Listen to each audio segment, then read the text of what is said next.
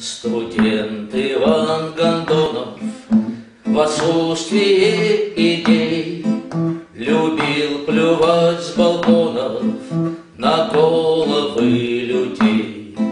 Прохожий не заметит, куда он попадет, а если и заметит, то точно не ответит, утрется и пойдет.